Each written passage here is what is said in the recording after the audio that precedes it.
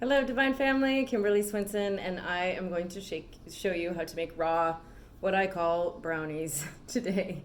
So this morning, I made some almond plant-based milk. I soak the almonds overnight, and then I peel them. I peel all the skins off of them, put them in the blender, and just put it on high for, I don't know, 30 seconds. And then I strain that into my hemp nut bag, and the nuts, then I squeeze out the liquid, and I have leftover pulp from the almonds. So I take that pulp, I don't like to waste anything, and I like to make creations out of it. Usually I'll just add some fruit, a little bit of flaxseed, and some sort of sweetener and call it good. But today I wanted to try to make like a brownie, something really a little bit more traditional. So I took my almond pulp and I mixed it with some bananas. I used I had two big bananas, and then I used a couple of these too. So like 2 to 3 bananas. Excuse me. And I mixed that in my blender with some agave, about 1/4 cup. I don't measure things. I just kind of like play with it because I know what kind of the texture that I want it to be. So I put in a splash of coconut oil. I would say maybe 2 tablespoons at max. And then maybe about 1/4 cup of flaxseed. So I just also want to point out both of these are raw, and they say it on the label. So you can see here raw and raw. I personally, I'm on a raw food. I'm on a raw food living, true raw way of life.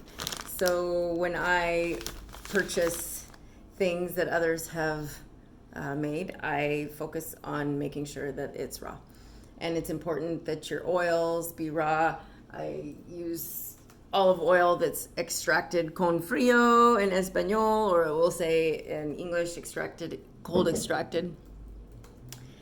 I put a little bit of salt in there, just a dash of Himalayan sea salt, and some cacao powder that I get at the local market. So this is natural, and they do it themselves from the raw cacao beans. So that is raw, and then I just mix that up in my food processor. You could do it by hand. I just did it because of the bananas. It was a little bit easier to just throw it in my food processor, and then I spread it out on my dehydrator tray so you can see what it looks like and about the thickness of it. So it will be not a thick brownie, but you're going to want to put it in a dehydrator, or you could do this in the sun as well, and it would still be considered raw. I have put things in the sun and they have dehydrated faster in the sun often than they do in my dehydrator.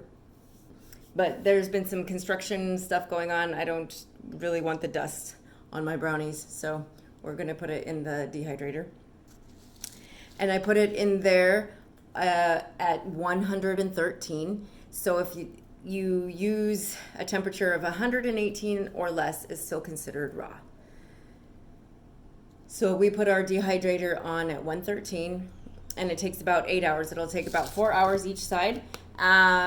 In 4 hours, I am going to flip this. You could use wax paper. What I often do is I have 2 of these trays, and David taught me to put one tray on top of this one and just flip it onto the other tray. So that is what I will be doing, is flipping this. But you could also use wax paper. That helps it to flip easier that way. And I will show you what it comes out like. But the dough of these was absolutely delicious. It's really, really good. Banana and chocolate raw brownies.